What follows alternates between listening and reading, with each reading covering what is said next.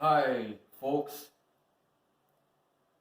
Now that you got through that introduction, I'm going to go through these in a little slower level, and then I'm going to do several comprehensive live demonstrations of what it is I'm really looking for.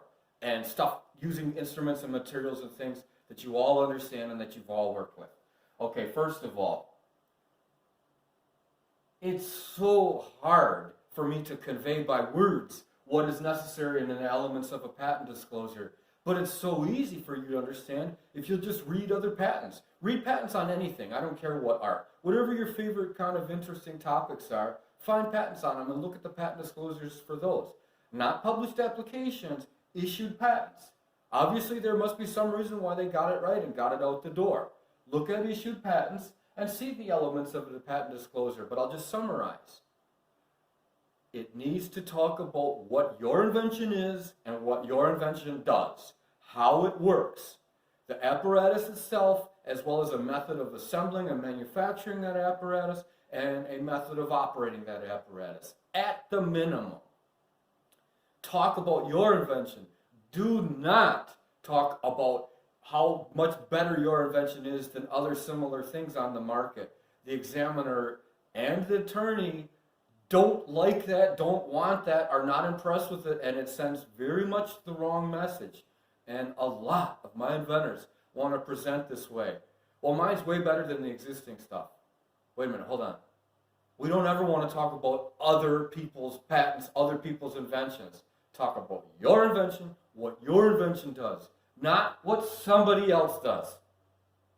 This patent disclosure is about you and what you have produced. Only. Don't make comparisons to what other people do and say, well, mine's better than that. Instead, show your invention and of its own accord how it works, why it achieves results, and then let other people decide for themselves about the comparison. A big problem with my inventor base is they always want to talk about how much better they are than this one or this one existing product or that existing product. No good, doesn't belong in a patent disclosure. There's a time and a place where you may need to discuss that, but it's not in the patent application. Won't help you, will hurt you. Remember, the patent Miranda warning. Anything you say in a patent disclosure can and will be used against you in a patent court of law. And as a former examiner for the United States Patent and Trademark Office, biggest patent office in the world, I definitely know what it's like to be inside a patent court of law. I lived it, I breathed it, it's how I paid my mortgage, and it's how I ate. The salary and the money I used to pay back my student loans and pay my life's expenses came from that job. I did nothing but that all day, every day. And I saw so many patent disclosures and information disclosures where the applicant handed me all the best weapons to knock him out, first round, because he blabbed and talked about all kinds of things that he shouldn't have been talking about, didn't talk about his invention, talked about other inventions and arguably why he was superior, but did a very poor job of conveying it, such that I can and did use it against him in a patent court of law, and made it much, much harder for that person to get a patent. The key thing that's going to be in most of the videos in this playlist today is going to be number 2, how to understand the principles of patent drawings. This is really commonly overlooked, even by my brightest and most motivated inventors, people that really care and really have an interest in getting this right. They goof this up. They goof up what is supposed to be in a patent drawing. Mostly, they don't give me enough drawings. Almost all of my patent disclosures I've done, and I've been involved in more than 2,000 patent disclosures. Many of those I didn't write and didn't compose myself. Of the patent disclosures I've composed myself, it's more than 800. It might even be more than 1,000. I lost track a long time ago. In the vast majority, I had to go back to my inventors and say, please, can you give me more? Can you give me more drawings, especially? The next principle I want to convey is the ability to forecast and to speculate on what it's going to look like in the future. What are the embodiments that you haven't built yet, but that you know eventually you want to have? Patent process the examination process might be 2.5 years, might be 4 years. Don't just talk about how your embodiments exist right now, today. Talk about what you expect them to look like 2.5 years from now. And that's hard. That's especially hard in the area of mobile apps and software. Software pivots and changes very, very quickly.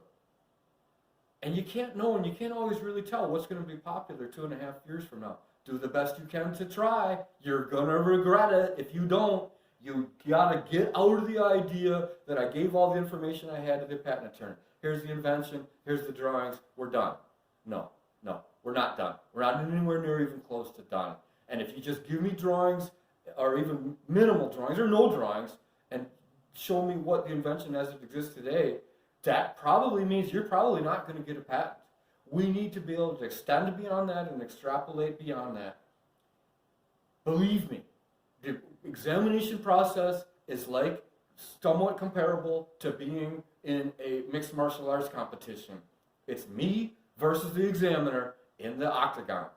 And I ought to know because I was an examiner and I worked it from the other side of the octagon for years.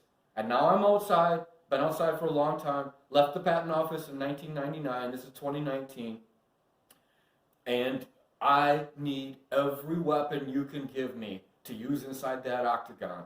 We don't know how he's going to come at me, how his level of professional commitment, how interested he is in making a full and comprehensive rejection. Some of them are very committed, some of them are less committed. Some have very high level of professional passion and are willing to take the time. Some aren't. We don't know who we're going to get, and there's widely varying levels of examination quality. You got to give me every weapon you can give me, and you got to give it to me before we file, because if you don't tell me until after we file, we can't use it and we cannot add it later. That is another example of everything you do can and will be used against you in a patent court of law, including the things you don't tell me. Don't hold back. Don't withhold information on the basis that, well, I didn't want to tell you about that because it might be a distraction or it might cause the examiner to think a certain way. That brings us to 4. Tell me all of it, including what you want in the future. And number 2, tell every embodiment that you can think of, even the obscure ones that may not be as popular or as good selling as what you would hope. Tell it all so that we can have the longest, fullest disclosure as possible with the most drawings. We'll decide what we claim afterwards. Remember, patent claims are different than the patent disclosure. To best help your patent attorney, your counsel at the beginning, make the disclosure, not the claims. Don't worry about the claims. Make the disclosure as full as possible. We'll take care of a claiming strategy if and only if we can get to a full disclosure. This number 4, unfortunately, I have a lot of inventors who fight me on this. Hold back information, don't want to tell me things, want to avoid having to confront certain realities, and want to live in their own special bubble. Okay, that's great. And part of my job as a patent attorney is I also have to be somewhat of a quasi-psychiatrist. I got to penetrate through that and get them to tell me everything. And it's mostly males. I'd love to have more female clients. In some ways, they form better invention disclosures. I'd love to have more left-handed inventors because in a lot of ways, they often make way better patent drawings. But I can't get them. I get a choice of who comes in the door. I try to take as many of the people coming to me as I can that can afford my rates. But I'd like to have more female inventors. I'd like to have more THC inventors, cannabis, CBD, hemp. But they're hard to get. Everybody's out there scrambling and chasing all the THC and cannabis business-related inventions. Everyone's out there, all the big law firms with way higher advertising budgets than me. Anyway, my point is that I got inventors who fight me and say, you don't need to know that, you don't need to know that. I need to know that. You're about to put me in the mixed martial arts octagon with the examiner. I need every weapon you can give me. Well, I didn't think that would be a weapon.